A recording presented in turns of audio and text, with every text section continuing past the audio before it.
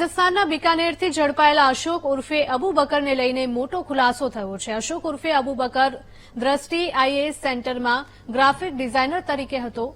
પાકિસ્તાની મૌલવી તારિક જામિલ અને ઝાકિર નાઇકના વિડીયો તે સાંભળતો હતો.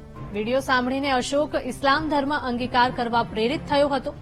ઇકારા નામની યુવતી સાથે લગ્ન કરવા માંગતો હતો અશોક ઉર્ફે અબુ બકર.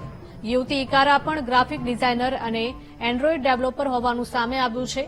પાકિસ્તાનની મહિલાઓ ટીચર અલીના રમોના ડિઝાઇનર હાફિઝા આયેશા સાથે સંપર્કમાં હતો.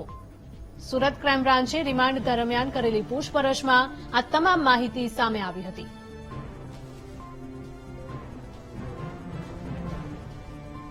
સંવાદદાતા શૈલેષ જોડાયા છે ફોનલાઈન પર. શૈલેષ, જણાવશો કે રાજસ્થાનના બિકાનેરથી ઝડપાયેલા અશોક ઉર્ફે અબુ બકરને લઈને મોટા ખુલાસાઓ થઈ રહ્યા છે. તે પાકિસ્તાની કનેક્શન પણ ધરાવતો હતો.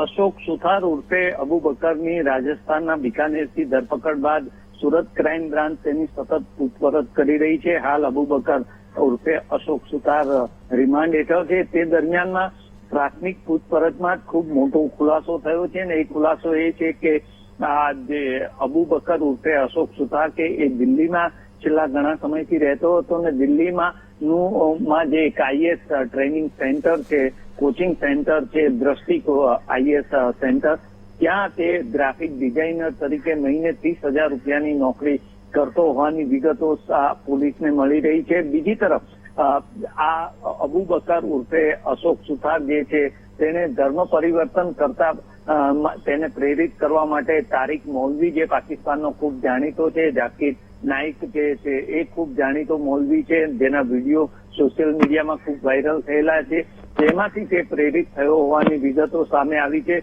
ઉપરાંત 10 જેટલી મહિલાઓના સંપર્કો પણ અશોક સુથાર ઉર્ફે અબુ બકર સાથે હોવાની વિગતો મળી છે અને આ તમામ મહિલાઓ પાકિસ્તાનની હોવાની વિગતો અત્યારે સામે આવી રહી છે. હાલ તો સુરત ક્રાઇમ બ્રાન્ચે અબુ બકરની રિમાન્ડ હેઠળ તમામ જે વિગતો મળી રહી છે તેનું ક્રોસ વેરિફિકેશન પણ શરૂ કર્યું છે. જી શૈલેષ, આભાર.